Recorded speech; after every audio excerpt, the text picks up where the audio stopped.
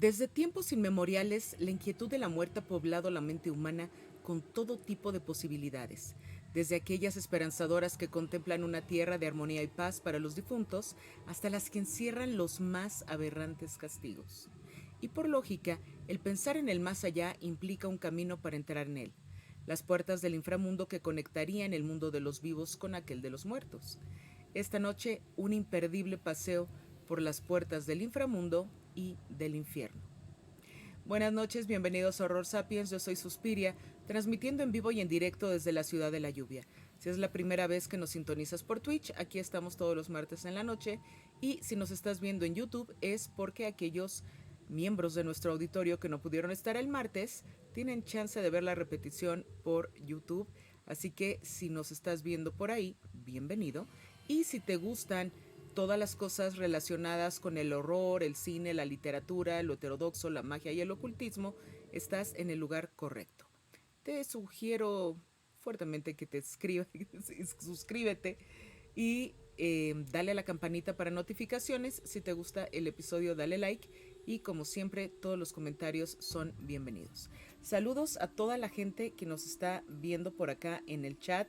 Está 00 Emily, 8 Uvdes, A Lonely Girl, Dropsnat, Cobalt y andaba por ahí también Shipeki y Venom.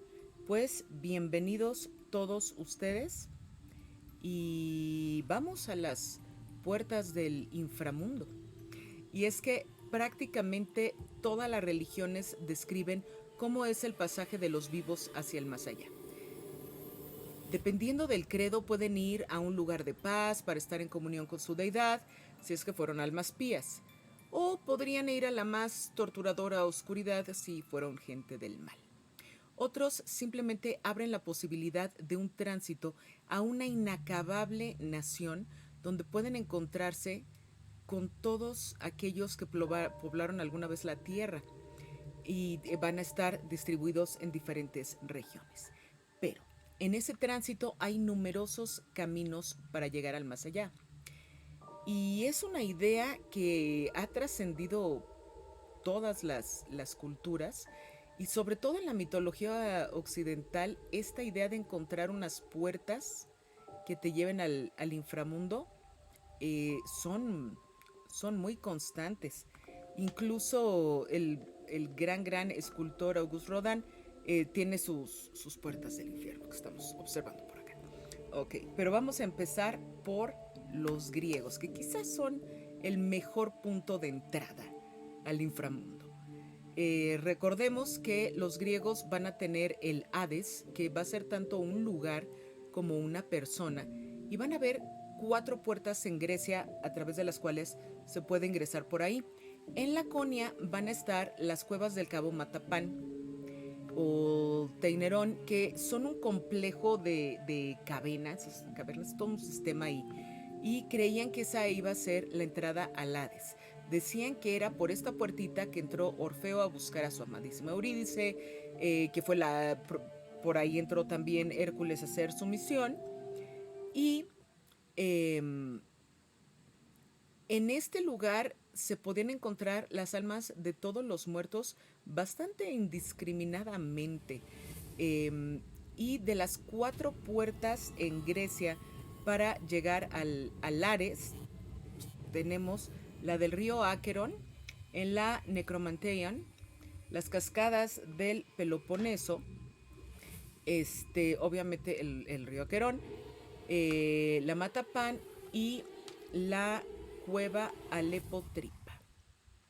Ahora, los romanos, que como todos sabemos, tomaron mucha inspiración de los griegos, por no decir que le robaron bastantes cosas, también tenían su entrada al inframundo y va a estar al ladito en el foro romano en algo que le llamaban el Lacus Curtius, el lago Curcio, que era la entrada equivalente a la entrada del Hades, donde entrabas a la tierra de Orcus, que era el dios de los inframundos, de las promesas incumplidas, y era un poquito más temible que Hades. Pero quizás de las entradas italianas al más allá, la más interesante sea por el lago Avernus, de ahí la palabra Averno. que está en Nápoles, Italia, este lago. Y es un lago volcánico, está en Nápoles, ya lo había mencionado. Y de acuerdo con la mitología romana, eh, ese era el punto de cruce. Hay algunos estudiosos que dicen que la referencia de la entrada de Dante en la Divina Comedia era por el lago Averno, aunque la palabra Averno significa sin pájaros. Es un detalle interesante. Y este lugar pues era un cráter, entonces de repente hay gases tóxicos que emanan del lago y este olor sulfurosillo hace pensar en que es un inframundo. Eh, ¿Y qué más? Y pues prácticamente hasta ahí con los italianos. Ahora, en Turquía también hubo algunos lugares de adoración de los griegos. Recordemos que los griegos viajaron por todo el Mediterráneo, se establecieron en un montón de lugares y en Densili Merkez, en Turquía, está la puerta de Plutón, que se encuentra debajo de lo que fue en su momento un templo griego. Y es interesante porque también de esta puerta van a emanar gases tóxicos que vienen del subterráneo. Y eh, se le conoce también por ese olor como una de las puertas del inframundo y que muchos que se acercaban o que se ponían a conversar alrededor, animalitos que se quedaban dormidos, morían. Entonces de ahí también la idea de que de ahí se llevaban las almas al más allá. Pero entrando en otro tipo de supersticiones más interesantes, hay que pensar en la puerta del infierno. Esta no es del inframundo, este es del infierno, que está en la isla Station en Irlanda. El purgatorio de San Patricio se le llama este lugar. Y es que hay una leyenda del santo, precisamente de San Patricio, el evangelizador de Irlanda, en la que estuvo teniendo visiones que le mandaba Jesucristo, en las cuales veía el infierno y lo que entraba y lo que salía, y le reveló la ubicación de esta puerta del infierno en Station Island, y para evitar que salieran por ese portal Satanás y todos los demonios a acabar con la cristiandad, se hizo un monasterio, se santiguó la tierra, se hicieron una serie de cosas, pero se mantiene la leyenda, ¿no? De que ahí hay una entrada al infierno. Pero mucho más interesante que eso es el castillo Huska en la República Checa. No, no, no, no, no. Aquí sí la historia es maravillosa. El castillo es un castillo gótico del siglo XIII y dicen que lo construyeron encima de un agujero sin fondo, que es un hueco que desciende cualquier cantidad de metros, así como en las películas estas de horror, y que es tan profundo que llega al mismísimo infierno.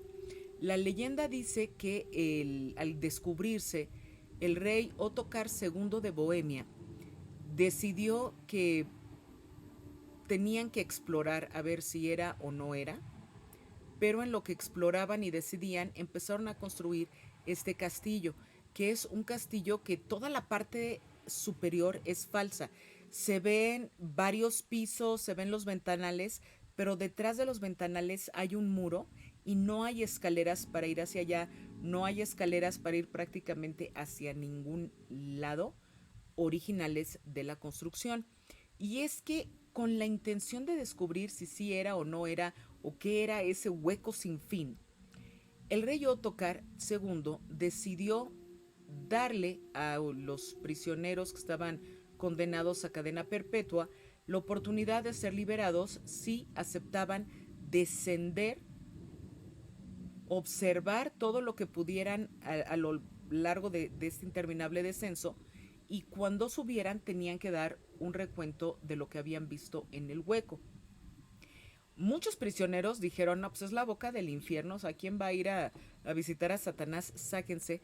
Pero un muchacho joven, robusto, súper saludable, etcétera, que tenía mucho por qué vivir, había decidido ir con el rey Ottokar y ofrecerse, ¿no? A bajar por este hueco. Entonces le hicieron una especie de columpio con una polea y tenían cuerda tras cuerda tras cuerda tras cuerda y empezaron a bajarlo decenas y decenas de metros.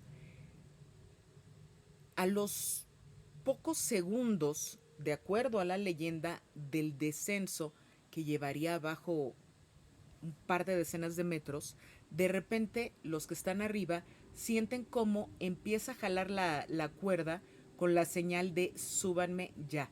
Lo empiezan a subir lo mejor posible y aquel joven robusto era ahora un viejo calvo, el poco cabello que tenía era blanco, enjuto, los ojos desorbitados, enloquecido completamente, perdió la razón el muchacho que vende, pero décadas envejeció en los segundos que estuvo abajo. Y en ese momento el rey Ottokar II dijo, de ninguna manera esto me lo tapian y encima vamos a construir una capilla y esta capilla va a ser la capilla de Huasca, va a ser consagrada al arcángel Miguel, que de acuerdo con toda esta historia de la guerra entre el cielo y el infierno, etcétera, el arcángel Miguel fue el que comandaba los ejércitos del Señor en contra de Lucifer. Entonces, pues pusieron, está todo lleno de agua bendita, cerraron la apertura, se hizo toda la ceremonia para que nunca nadie más pudiera ponerse en riesgo de llegar al infierno. Pero la propiedad empezó a pasar de manos hasta que llegó a ella un ocultista y alquimista llamado Oronto. Y supuestamente este hombre Oronto hacía ahí todos sus experimentos, tenía rituales, hacía sacrificios y estaba metido en cosas muy turbias. Y los pobladores empezaron a sentir tanto miedo de este hombre Oronto que fueron en busca, captura, tortura y matura del pobrecito ocultista y pues lo ejecutaron. Y estuvo décadas y décadas y décadas vacío el castillo de Huasca. Tuvo otro dueño. Este dueño durante la Segunda Guerra Mundial tuvo que irse, quedó un poco abandonado y adivinen quién va a ser base durante la Segunda Guerra Mundial en este castillo de Huasca, los nazis, por supuesto. Y hay que recordar que dentro de los nazis, sobre todo en los altos mandos, tenían toda esta creencia en el ocultismo, en el más allá, en convertir a su ejército en el más poderoso de la tierra, etcétera. Y el más clavado en todas estas teorías ocultistas era el jefe de la SS, Heinrich Himmler. Y dicen, quién sabe, porque la Segunda Guerra Mundial es una cosa llena de secretos, que Himmler y algunos ocultistas fueron al castillo de Huasca con algunos de los libros prohibidos más intensos que tenían y que estuvieron ahí haciendo rituales y experimentos para conjurar las fuerzas del Averno y que ganaran los nazis. Sepa. Lo cierto es que se abrió el castillo al público en el año 1999 y pasas con cordelitos por todas las regiones. Obviamente a la capilla que cierra la entrada del hueco, pues no puedes entrar a explorar. Y los dueños no han permitido que se hagan mayores investigaciones acerca del hueco porque sospechan que posiblemente fue un lugar en el que los nazis guardaron ojivas. Entonces, si tienes ahí bombas, pues andar buscando a ver qué hay abajo, pues resulta como que una muy mala idea. Y ya no se ha investigado nada más de Huasca, pero hay mucha información de este castillo si lo quieren buscar en internet. Houska se escribe Houska, Castillo de Houska en República Checa, y ahí van a encontrar mucha información muy interesante sobre toda esta historia y más leyendas. El sitio número 6 se encuentra en Islandia, es Hekla.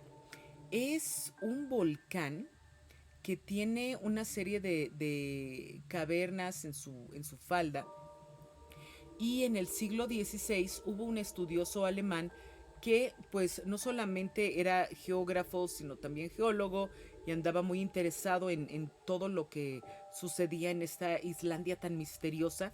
El hombre se llamaba Caspar Peuser y empezó a investigar las cavernas, empezó a ver qué pasaba con el volcán, y la gente le decía: salte de ahí, aquí no puedes estar, este volcán está activo, que además de todo es un volcán activo.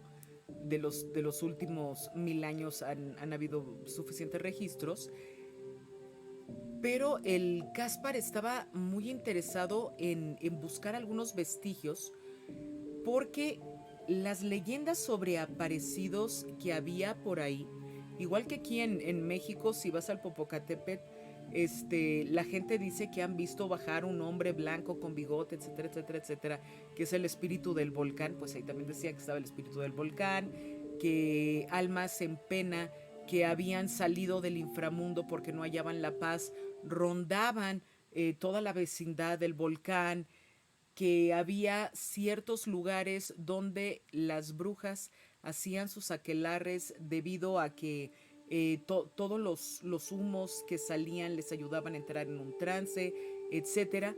Y empezaron muchas leyendas sobre este volcán Hekla como una entrada al inframundo. Los cristianos decían que era una entrada al infierno, no al inframundo, que de repente pensamos que es lo mismo, pero no necesariamente, porque el inframundo pues es para todos los muertos y el infierno pues es para los que se portaron muy mal. Nuestro lugar número 7 es un lugar que si yo alguna vez fuera a China, sí me gustaría ir ahí, la verdad. Se encuentra en China, como ya les dije, es la ciudad fantasma y el bosque de Fengdu, así como suena Fengdu. Y de acuerdo a la leyenda, los muertos debían atravesar todo este lugar, tenían que cumplir 3 pruebas para evitar una condena en la ineterna en un lugar llamado Naraka, ¿no? Que era así como el más allá de budista. Y esta ciudad está en el monte Mingshan en Chongqing y tiene muchos templos, muchos santuarios, es famosa por ello. Hay numerosas fotografías, hay fotografías mejores, pero no les quiero develar las sorpresas. Ustedes lo buscan, que de repente la vean y ¿no? se sorprendan de todas las cosas que hay ahí. Y los santuarios pues obviamente pues van a estar dedicados a todas las cosas que tienen que ver con el inframundo y los espíritus. Y van a ver de budismo, confucianismo y taoísmo. Un lugar interesante que visitar en China. Pero en América tampoco nos quedamos tan cortitos, tampoco. En Belice, los mayas creían que la cueva Actún Tunichil Mucnal era la puerta a Xibalba, ¿no? al inframundo. Y los antropólogos le han dado una muy buena revisada a la cueva, porque entre las cosas que han encontrado hay restos humanos de gente que fue sacrificada. Entonces, por los esqueletos y los objetos que hay alrededor, han estado tratando de reconstruir una serie de periodos de los mayas, y la manera de acceder a este lugar era a través de cuevas y cenotes. O sea, no era nada más, hay aquí una puerta, voy para allá, no, sino que traes una cueva, de la cueva te ibas a otra, atravesabas un cenote, por debajo te ibas, llegabas a otro lugar, y estaba bastante complicada la entrada, pero se tenía la creencia entre los mayas que a partir del lugar de los sacrificios era donde empezaba el inframundo, que está padrísimo todo ese concepto. En Turkmenistán está la puerta del infierno, que este cráter ruso es quizás la puerta del infierno más famosa del mundo moderno, porque es un campo de gas natural y para evitar una propagación de metano que pueda tener unas situaciones catastróficas, en 1971 los geólogos decidieron incendiarlo para que se consumiera todo este gas y no se fuera a seguir corriendo y envenenando el resto de la región. Y desde entonces, desde hace 52 años, no ha dejado de arder este cráter de gas de Turkmenistán.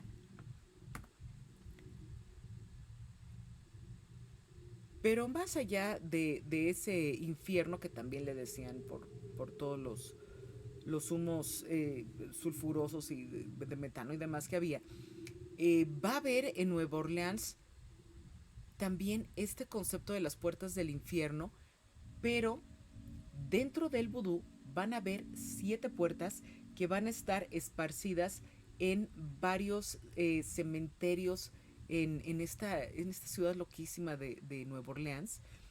Y supuestamente cuando la gente moría podía entrar por una de estas puertas, un poco como Jack Skellington en El extraño mundo de Jack, ¿no? Que abría la puerta del mausoleo y entraba y era una puerta al infierno. Pues hagan de cuenta, esa era la idea.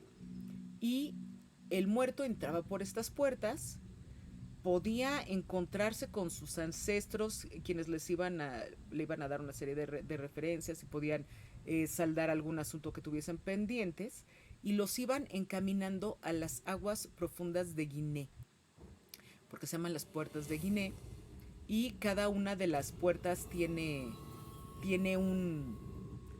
¿cómo decirlo? Un regente, por decirlo de alguna manera. El Badon Samedi sería el regente de la séptima. Y hay muchas leyendas del vudú alrededor de esto. También en la parte de American Horror Story, la temporada que está dedicada a las brujas, que están en Nueva Orleans, etcétera, etcétera, hablan también un poco de estas puertas de Guinea. Nuestro lugar número 11 es la Boca del Diablo. Y que además todo el contexto de la Boca del Diablo es maravilloso porque está en un lugar que se llama Finisterre. Finisterre está en Galicia y literalmente quiere decir el fin de la tierra, que era donde pensaban que se acababa el mundo, que era el punto más alejado de tierra que existía, y después de eso estaba el mar, se terminaba el mar, caía y estaban las tortugas que detenían el plano, ¿no? Prácticamente. Y en este lugar de Finisterre hay una costa que se llama la Costa de la Muerte. Y en la Costa de la Muerte, en Finisterre, está la Boca del Diablo. O sea, el cómo se van armando las fichitas, pues es inmejorable. Y hay muchísimos mitos de la región y muchas historias, que si las meigas, que son las brujas gallegas, tenían algo que ver ahí. Eh, y el lugar siempre ha sido muy importante, pero desde antes de los romanos, o sea, desde los celtas, ha habido cosas clave en esta Costa de la Muerte, en esta Boca del Diablo. Los celtas, los romanos, todos los posteriores, los cristianos, etcétera, todos han tenido mucho que ver ahí. Y esta Boca del Diablo, donde entras al mundo de los muertos, se llama así porque es también una red cavernosa, tiene estalagmitas, estalactitas, y al soplar el aire en ciertos momentos que agarra violencia el viento, sale el sonido del aire y te da la sensación de que son los lamentos de almas en pena. Doy fe, yo estuve ahí. Este, y es muy impresionante y es muy, muy interesante irse al fin del mundo, ¿no? A hacer cosas. De hecho, mucha gente que hace el camino de Santiago, que van a Santiago de Compostela, a la catedral, a darle un abrazo al santo, y que toda la gente que ha hecho el camino dice que viene con revelaciones a lo largo de su caminar. Cuando terminan de hacer la visita al santo, se van a Finisterre. Y en Finisterre van a realizar una serie de rituales simbólicos para quemar quien se fue y entrar a ser quien se es. Ese ritual se hacía quemando la ropa con la que habían hecho el peregrinaje, y pues adquirían ellos ropa llegando a Finisterre, que era ropa que no habían tocado, que no habían viajado, que no había nada, y quemaban todas las cosas. Era una de las cosas que hacían. Y la otra era ir al punto más alejado a ver atardecer mientras se estaba quemando la ropa, ¿no? Se hacía eso. O se metían a esta agua helada de Finisterre, mojaban por lo menos los pies en alguna parte de la playita, porque aparte Finisterre es un istmo. En la parte de la playita se iban a mojar los pies para terminar de limpiarse y purificarse, etc. Hay muchas cosas alrededor de la Boca del Diablo en Finisterre, en la Costa de la Muerte. Y nuestro último lugar, que no sé dónde quedó esa imagen, es el monte Osore en Japón. El Osore-san se le llama. La traducción del nombre sería como el monte del miedo, y era un lugar que las almas debían atravesar para llegar al reino de los muertos. Y obviamente también en este lugar del monte Osore va a haber un volcán, van a haber todos estos humos azufrosos y los vientos aullantes, ¿no? Que van a contribuir en mucho a la leyenda. Pero para mayores historias de espanto japonesas, échenle un ojo al programa de Lafcadio Hearn. Es un programota, sí es muy largo, pero también es un programa que está muy bueno. Este, porque entendemos cuál es la clasificación de los fantasmas y los ritos de los samuráis, el último rito de los samuráis, que es una cosa maravillosa, ¿no? Que le reveló su suegro, que era un samurái, a Lafcadio Hearn, que es una cosa maravillosa.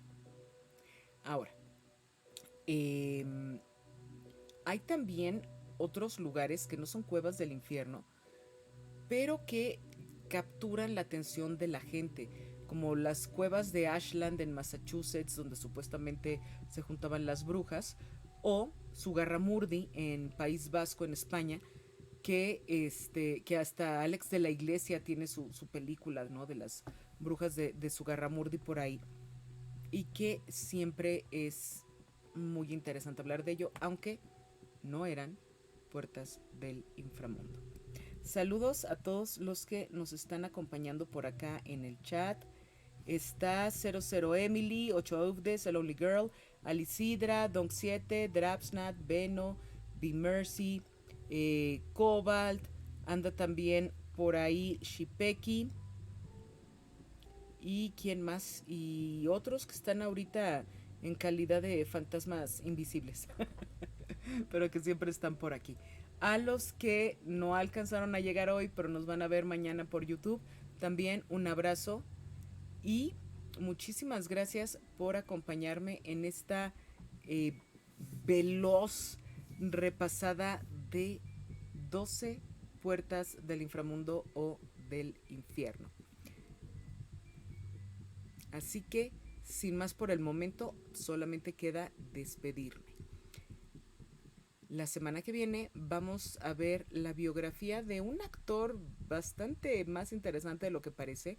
Él es Ron Perlman, que a lo mejor lo recuerdan por Hellboy, pero también actuó en otra película de Guillermo del Toro, la primera de Del Toro, que se llama Cronos. Otros lo conocen por la serie de La Bella y la Bestia. en fin, otros por La ciudad de los niños perdidos, en fin, muchísimas, muchísimas películas de Ron Perlman, quien será el objeto del siguiente programa de Horror Sapiens. Pues muchísimas gracias por acompañarme hasta este momento. Y recuerden, si nos están viendo en Twitch, nos quedamos platicando después del programa un ratito. Si nos están viendo por YouTube, siempre nos pueden poner en los comentarios qué otro programa quisieran ver. Y eh, pues comuníquense con nosotros por Twitter, ahora X, Facebook, YouTube, este, acá en Twitch. Estamos siempre a la orden. Pues muchísimas gracias. Nos vemos el próximo martes a las 21:15 horas. Recuerden, escojan bien a sus ídolos.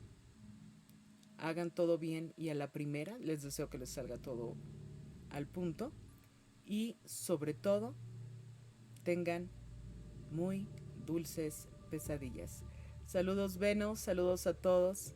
Esto fue Horror Sapiens.